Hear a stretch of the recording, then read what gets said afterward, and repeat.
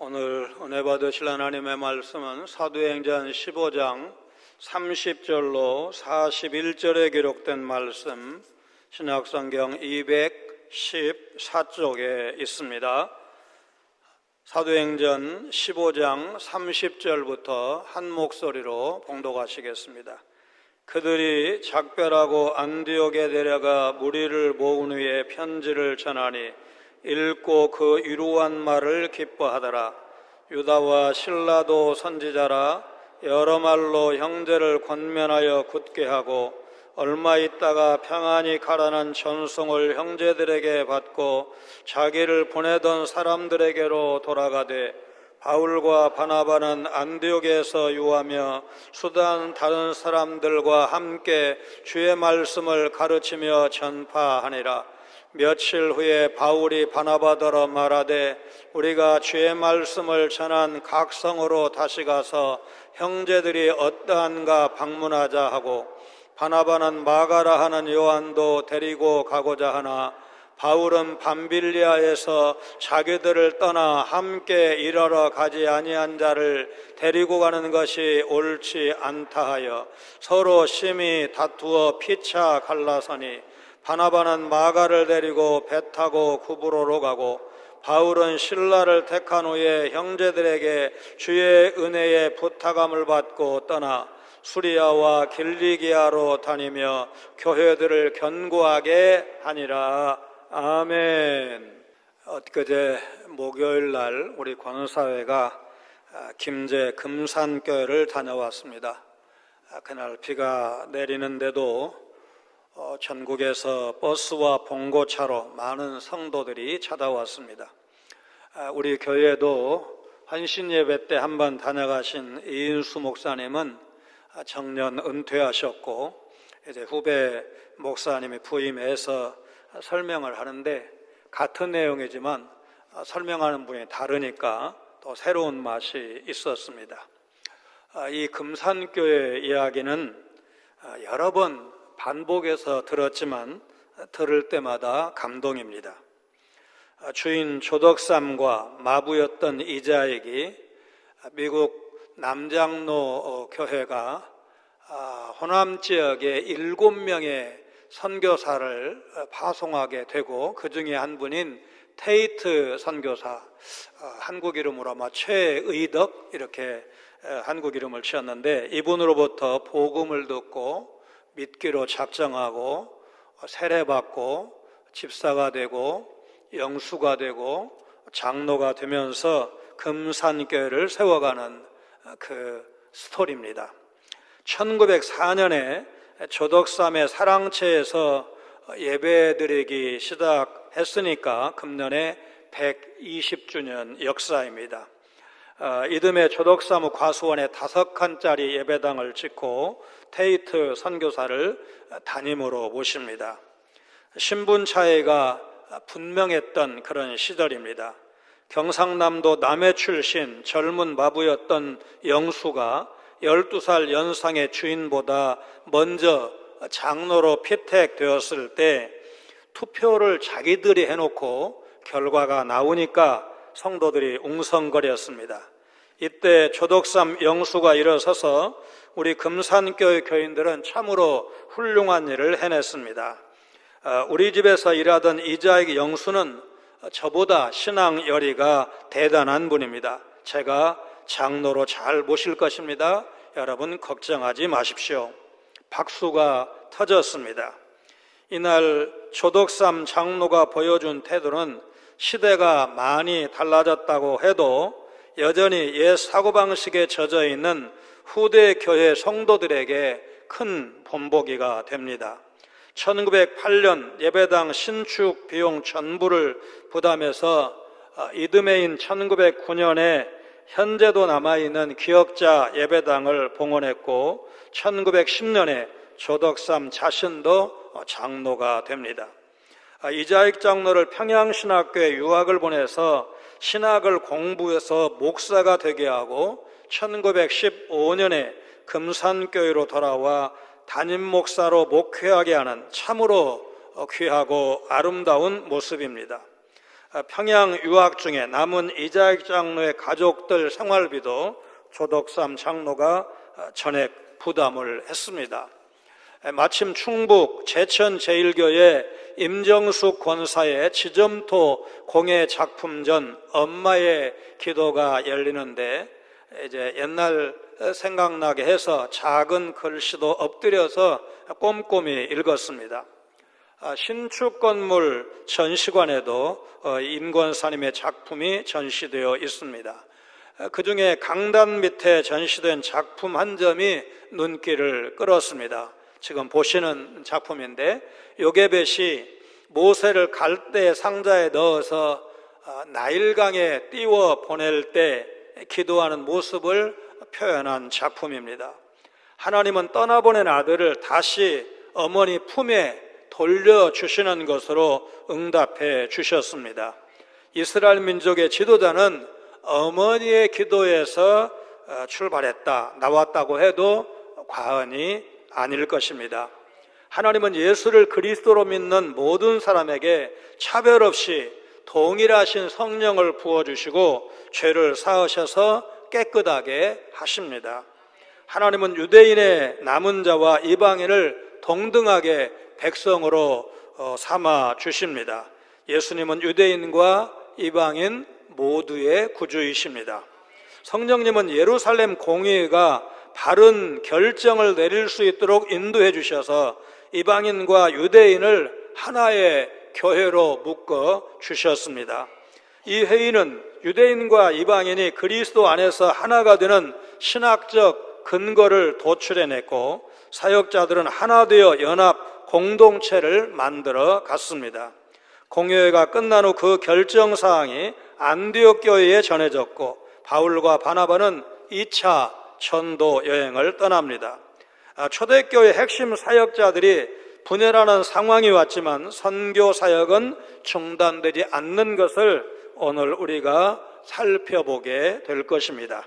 교회가 복음이라는 견고한 반석 위에 서 있기 때문에 가능한 일일 것입니다. 복음은 하나님이 그분의 모든 지혜와 능력으로 행하신 일입니다.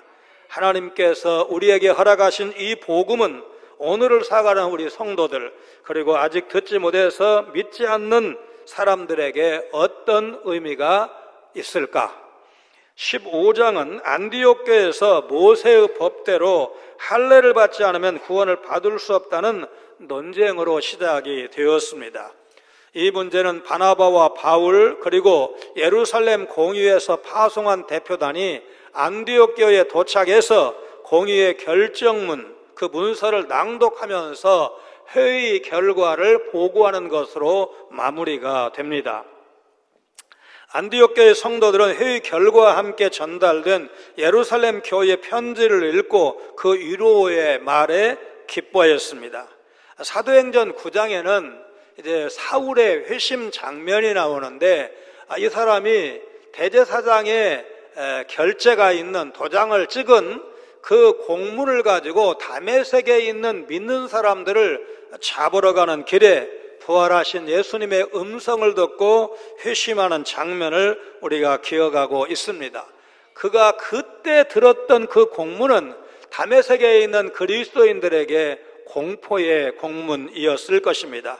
그런데 이제 일종의 예루살렘 공의회 회의록과 같은 문서를 낭독했을 때 안디옥 교회 성도들은 위로를 받고 격려가 되었다, 그런 말씀입니다. 내용인즉슨 이방인 성도들이 하나님의 백성에 속하기 위해서 할례를 받지 않아도 된다는 것이고 모세의 율법을 따르지 않아도 구원받는데 아무런 지장이 없다는 그런 내용이어서 성도들 입장에서 안심이 되었을 것입니다. 하나님의 백성으로서 지난 시간 살펴본 15장 20절, 29절에 야고보가 말했던 4가지 금기 사항만 잘 지킨다면 이방인 성도들 입장에서 문제가 없다는, 그래서 적지 않은 위로가 되었을 것입니다. 음행 등 4가지 금기 사항만 준수하면 괜찮다, 이런 그 예루살렘 공의회의 회의 결과는 이방인 출신으로서 안디옥 교회 성도들에게 큰 위로가 되고 격려가 되었을 것입니다. 우상숭배나 음행은 그 자체가 범죄이기 때문에 성도로서 당연히 멀리했을 것입니다. 가축을 도살할 때 이제 목을 메어 죽이면 피를 뺄 수가 없고, 피를 먹는 것은 유대인들이 이제 극도로 혐오하는 일이어서 이방인 형제들도 유대인 성도들을 위해서 피해야 할 일이었을 것입니다. 안디옥 성도들도 이 정도의 규례를 지키라는 예루살렘 공의회의 요청은 무리한 일이 아니라고 받아들였을 가능성이 높습니다. 복음은 우리가 다른 조건이나 공로 없이 믿음으로 하나님께 나아갈 수 있다고 말합니다. 할례를 받고 율법을 지켜야 구원을 받는다는 유대주의자들의 잘못된 가르침으로 혼란을 겪었던 안디옥 교회는 예루살렘 공의회의 지혜롭고 바른 결정으로 안정을 되찾고 위로를 받았습니다. 하나님께 받아들여지기 위해서 어떤 조건을 만족시켜야 한다면 그건 큰 올무요, 심히 괴로운 일이 될 것입니다. 그러나 복음은 주님의 십자가 공로로 충분하고 완전하기 때문에 하나님께 나아가는 데는 그 복음을 믿는 것 외에 아무것도 필요치 않다는 선언이었습니다. 복음에 아무것도 보탤 필요가 없습니다. 이미 하나님께서 만족하신 의가 십자가에서 성취된 것입니다. 우리는 주님이 성취하신 의를 믿기만 하면 되는데, 그런 의미에서 복음은 우리에게 위로가 되는 것입니다. 유다와 실라가 어떤 말로 안디옥 교회 성도들을 위로했을까?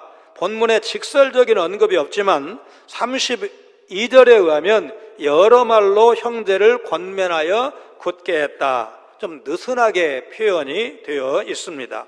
두 사람은 안디옥 교회에서 할례와 율법을 강요했던 사람들이 예루살렘 교회가 공식적으로 파송한 사역자가 아닌 것을 확인해 주었을 것입니다.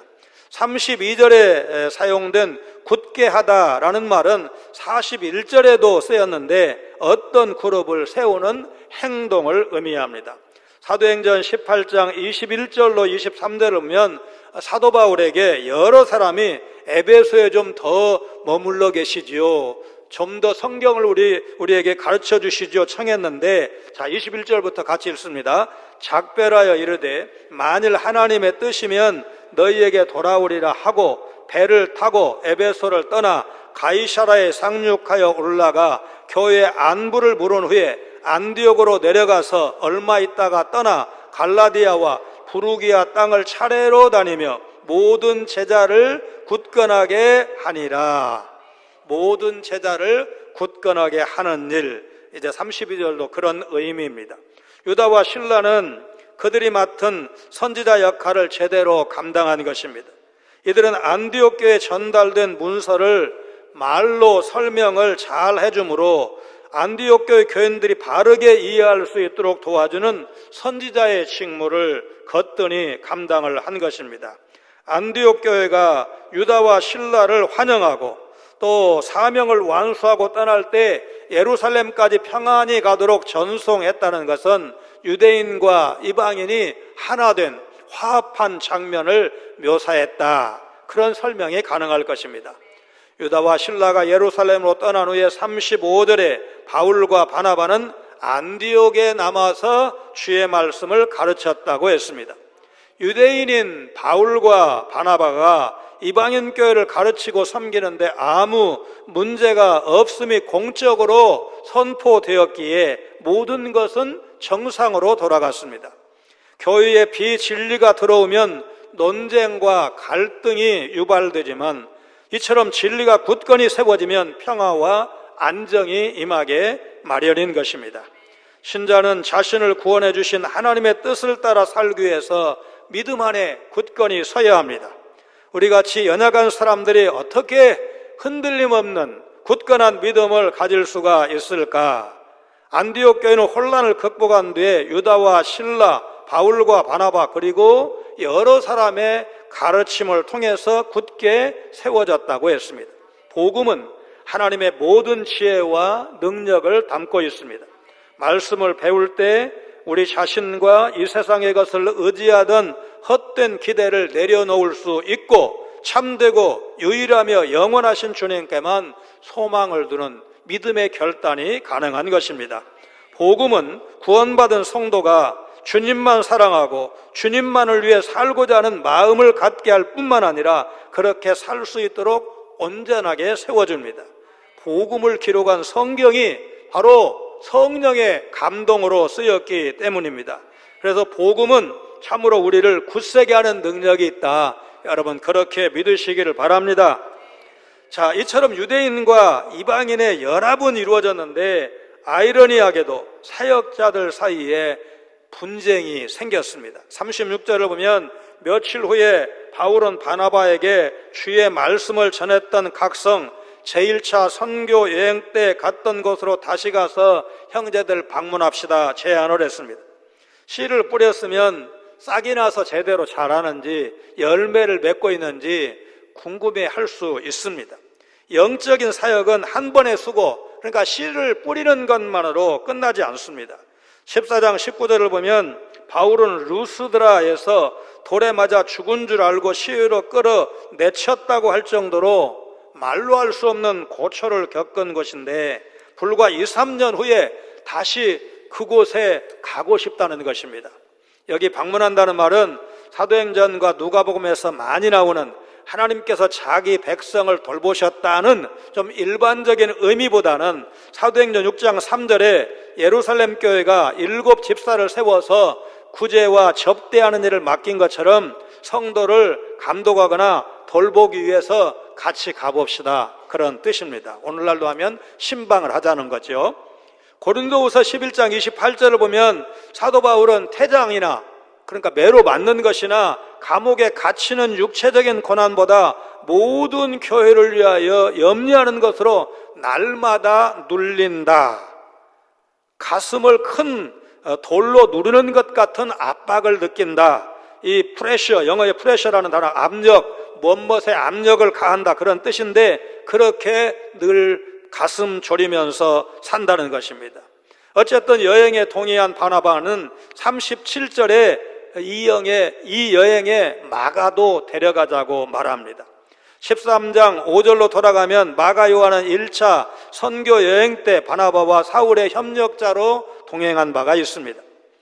다른 사람처럼 요한도 당대 일반적 경향에 따라서 2개의 이름을 가졌는데 하나는 유대식 이름인 요한이고 다른 하나는 헬라식 이름인 마가였습니다. 마가는 지중해의 구브로, 오늘날의 키프로스 섬 출신인데 예루살렘에서 성장한 레위 족속이었습니다. 그는 바나바의 생질, 이제 조카였고 어머니 마리아는 독실한 신앙인이었습니다. 집안이 넉넉해서 고등교육을 받을 수가 있었고 사도행전 12장 12절에 의하면 베드로가 감옥에 갇히게 되었을 때 여러 성도들이 모여서 기도한 곳이 바로 마가 요한의 어머니 마리아의 집이었다고 기록하고 있습니다. 초대교회 전도자가 되어서 바울과 베드로와 동역하기도 했습니다. 나중에 최초의 복음서인 마가복음의 기록자가 되는데 베드로의 제자가 되어서 그와 동역했기에 가능한 일이었을 것입니다. 우리는 핍박자 사울이 회심했다는 사실을 예루살렘의 제자들이 믿지 않고 두려워했을 때 9장 27절에 그를 사도들에게 데리고 가서 다메섹 도상에서 부활하신 예수님을 만나 회심한 사울이라며 소개했던 바나바의 모습을 떠올리게 됩니다. 38절에 바울은 마가 요한을 데리고 가자는 바나바의 제안을 그야말로 단칼에 거절합니다. 이유는 밤빌리아에서 예루살렘으로 돌아가 버린 마가 요한의 행동을 그때까지 용서할 수 없었던 것입니다. 38절에 떠나라는 말은 약속 땅을 저버리다, 배반하다, 아주 강한 뜻을 갖고 있는데 바울의 마가에 대한 격한 감정을 보여주고 있고 놀랍게도 말년에 가면 이런 감정이 바뀌는 것을 우리가 보게 될 것입니다. 마가 요한이 바울 일행을 떠난 곳은 밤빌리아 지방의 버가라는 곳이었는데 람세이라는 학자는 비시디아 안디옥 지역에서 발견된 수많은 비석에는 그 지역의 안녕을 위해서 수비대와 군사들이 지켰다거나 강도를 만나는 사건, 물에 익사할 뻔했다는 기록이 나온다고 말합니다. 이런 지역적인 상황과 버가에 도착한 바울이 비시디아 안디옥으로 가야만 했던 선교 일정을 고려할 때 마가 요한이 강도나 강의 위험이 두려워서 예루살렘으로 돌아간 것이 아닐까, 그렇게 추정할 수가 있습니다. 어쨌든 마가 요한의 행동은 바나바와 바울 선교 일정에 심각한 타격을 주었을 것이다, 어렵지 않게 짐작할 수가 있습니다. 예수님은 누가복음 9장 62절에 손에 쟁기를 잡고 뒤를 돌아보는 자는 하나님의 나라에 합당하지 아니하리라 말씀하셨습니다. 그럼에도 사도행전은 마가 요한의 행동을 이해할 수 있는 약간의 힌트를 남겨놓았습니다. 첫째, 마가의 명성이 바나바나 사울 같은 그런 이제 그 위대한 인물과 동등한 유상은 아니었고 바나바와 사울이 데려간 인물이었습니다. 둘째로, 성령이 마가 요한을 따로 세워서 파송했다는 것이 명확하지 않고, 또 선교 과정에서 바나바와 바울을 구별해서 안수해서 보냈던 것과 똑같은 그런 안디옥 교회 승인을 받지도 않았습니다. 세 번째, 마가 요한이 그의 협력자들과 결별하기 바로 직전에, 그러니까 사도행전 13장 상황인데 로마 총독 서기오 바울의 회심과 박수 엘루마와 바울이 대면한 사실이 언급되어 있습니다. 우리는 유력한 이방인 지도자가 회심한 사건을 사도행전에서 보게 되는데, 백부장 고넬료 가정의 회심도 이방인이고 말하자면 압제다인데 그 사람이 복음을 듣고 하나님 앞에 돌아오는 역사도 선교 역사의 한 획을 긋는 기념비적인 일이지만, 로마 총독의 회심은 이제 그 일과는 비교할 수 없을 만큼 놀라운 일이 아닐 수 없었습니다. 이 일에 대한 마가 요한의 역할이 어땠는지 판단하기는 어렵지만 그가 살라미의 유대인 회당에서 선교한 것을 주목할 필요가 있습니다. 상황이 이렇게 전개된 것은 바울의 편협함 때문인지 아니면 선교 열정이 이런저런 이유로 식어버린 마가 요한의 미숙함을 탓할 것인지 심사숙고할 과제인 것만은 사실입니다. 여기서 지도자의 덕목 가운데 포용력이 어느 정도여야 하는지를 이제 고민하지 않을 수가 없습니다. 바나바와 바울은 마가의 동행 문제를 놓고 심히 다투고 결국은 39절에 보면 각자에게를 가게 됩니다. 바나바는 마가를 데리고 구브로로 가는데 이들이 고향으로 간 것은 복음의 씨를 뿌렸던 그곳에서 성도를 양육하기 위해서였을 것입니다. 당시로서는 지도급이 분명한 바나바와 바울 두 사람이 서로 크게 다투며 갈라산 장면을 우리가 어떻게 받아들여야 할까? 바울과 바나바는 하나님의 뜻에 대한 열정적인 확신이 있었고 둘 다 자기의 주장이 옳다고 믿었기 때문에 갈라섰을 것입니다. 바울의 입장에서 생각하면 그는 그 무엇보다도 복음을 전하고 교회를 세우는 전도자의 사명에 방해가 되는 것은 용납할 수 없다고 생각을 했을 것입니다. 그는 마가의 동행이 자칫 자신들의 전도 사역을 다시 위험에 빠뜨릴 수 있다고 냉정하게 생각했을지 모릅니다. 반면 바나바의 입장에서 보면 그는 위로의 아들이라는 별명을 가진 사람답게 한때 마가가 실수한 것은 맞지만 한 명의 사역자를 회복시켜서 복음을 위해 일하게 하는 일이 아주 중요하다고 판단했을 법합니다. 어떤 의미에서 바울과 바나바는 둘 다 옳았다고 할 수가 있습니다. 그러나 또 방향을 바꾸면 둘 다 잘못된 생각을 했을 수도 있습니다. 비록 그들이 성숙한 신앙을 지닌 탁월한 복음 전도자요 교회 지도자라고 할지라도 초대교회에서 그들이 지닌 큰 영향력을 고려할 때 상대방에 대해서 화를 내고 인간적인 혈기를 부린 것은 아무래도 신자들과 교회 앞에 덕이 되지는 못했을 것입니다. 어쨌든 바울과 바나바가 다툼 때문에 동역을 중단하게 되었다는 사실만큼은 부인할 수가 없을 것입니다. 앞서 살펴본 바나바는 사도행전 이제 4장 36절 37절 상황인데 정말 착한 사람이구나 분명하죠. 어려운 성도들을 섬기기 위해서 밭을 팔아 사도들의 발 앞에 가져온 사람이었습니다. 사람들이 회심 여부에 대해서 미심쩍어하던 핍박자 사울을 데려다가 일종의 멘토 같은 역할로 제자들을 설득해서 복음의 무대에 데뷔할 수 있도록 길을 열어준 덕망 있는 지도자가 바로 바나바였습니다. 바나바는 바울이 자신보다 더 영향력 있는 인물로 떠오르는 과정에서도 변함없이 시기하지 않고 바울을 밀어주면서 그와 동역을 했습니다. 그랬던 두 사람이 1차 여행 때 중도 하차했던 마가를 다시 받는 문제를 놓고 심하게 다퉜다는 것인데 아마도 두 사람 모두 한평생 잊을 수 없는 안타까운 순간이었을 것입니다. 그렇다고 그들은 사역을 중단하거나 서로 비난하지는 않았습니다. 둘의 의견 차이는 선악의 문제가 아니라 서로의 기질과 성격 차이에서 비롯되었다고 할 것입니다. 바나바가 사람을 중시하는 사람이었다면 바울은 선교 사역을 최우선순위에 두는 사람이었습니다.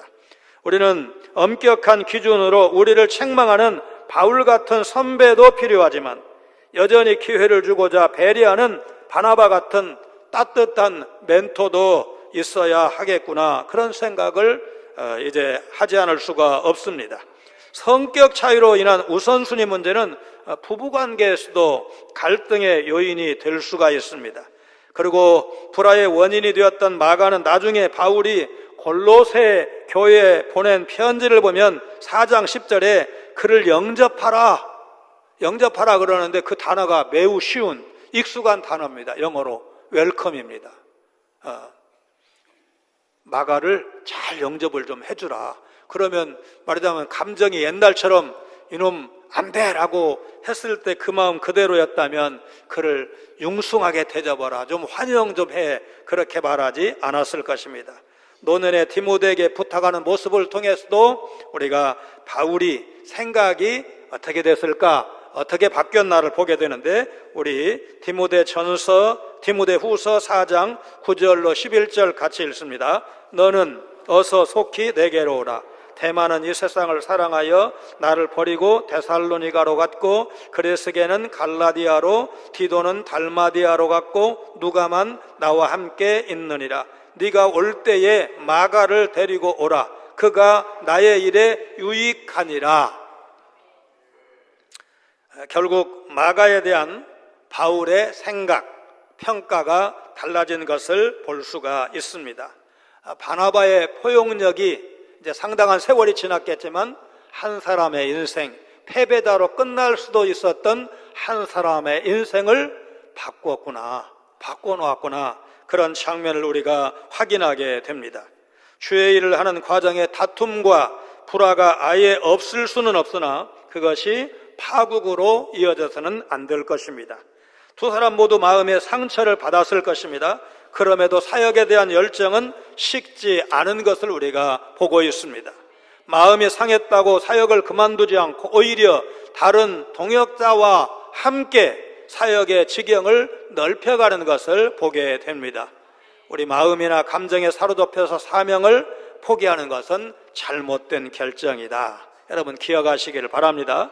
우리 한국 선교 초기에도 비슷한 장면이 있었지만 놀랍게도 그 일로 한국 선교가 쇠퇴하지 않았다는 것은 하나님의 특별하신 섭리라고 할 것이고 하나님 앞에 10번도 더 감사해야 할 일입니다. 1884년에 알렌이 입국을 했을 때 한국에는 선교사가 아무도 없었습니다. 조정의 관료들이 알렌에게 요구한 것은 문제를 일으키지 말라는 것이었고 알렌은 잘 따라주었습니다. 그런데 선교사들이 늘어나면서 상황이 조금씩 달라졌습니다. 장로교의 언더우드, 감리교의 아펜젤러 부부, 1886년 5월에 한국의 최초의 근대식 학교인 이화 학당을 연 스크랜턴 가족, 장로교 의료 선교사 헤론 부부가 모두 1885년, 그러니까 언더우드 아펜젤러와 같은 해인데 좀 늦게 입국을 했습니다. 먼저 입국에서 미 공사관 서기관으로 있었던 알렌은 자연스럽게 공사관과 선교사들 사이에서 중재하는 역할을 맡게 되었습니다. 다른 선교사들이 보기에는 의사인 알렌은 선교사라기보다는 공사관의 직원 같은 분위기를 풍겼습니다. 그러나 알렌은 어렵게 시작한 재중원 사역, 이 병원 사역이죠. 병원 사역을 도와주기를 바랬고 돌발 행동 때문에 조정의 요구가 갈수록 많아지자 선교사들과 갈등을 빚게 됩니다. 그들이 협력해서 사역하려면 개인적인 친분을 쌓을 필요가 있었습니다. 그런데 안타깝게도 선교사들 사이에서 그런 친분을 기대하기는 쉽지가 않았습니다. 알렌과 스크랜턴의 갈등이 표면화되기 시작했고 나중에 온 헤론도 마찬가지였습니다. 언더우드와 메리 스크랜턴 여사가 그들 사이를 중재하려 했지만 소용이 없었습니다. 스크랜턴과 헤론은 알렌의 고압적인 태도가 거슬렸고 알렌은 알렌대로 조선에 대한 물정도 잘 모르면서 뭔가를 하려는 그들이 불안해 보였습니다. 갈등이 쌓이면서 선교사들은 각자 자기의 길을 모색하게 되었습니다. 어떻게 보면 하나님의 사명을 가지고 먼 이국에 온 선교사들이 서로 불편한 감정을 갖는다는 것이 바람직해 보이지는 않습니다. 그런데 이 일을 통해서 역사하시는 하나님의 섭리를 우리가 보게 됩니다. 갈등이 쌓이면서 하나둘 재중원을 떠나서 각자의 은사와 재능에 따라 새로운 선교지를 찾아 떠난 것입니다. 한때 재중원에 국한되었던 선교사들의 사역이 그 이후에 다양한 방면으로 확장되어서 교회를 세우고 신학교를 세우고 학교를 세우고 병원 사역으로 이어진 것을 우리가 다 알고 있습니다. 바나바와 마가 요한이 구부로로 떠난 후에 사도행전 기자의 초점이 바울과 실라에게 집중이 됩니다. 16장에 가면 바울과 실라가 빌립보에서 사역하다 투옥되고 또 밤중쯤 되어서 하나님을 찬미하고 기도했을 때 감옥문이 열리고 그래서 간수장이 와서 무릎을 꿇고 그 가족이 복음을 듣고 믿고 세례를 받는 그런 놀라운 장면을 우리가 기억하고 있습니다.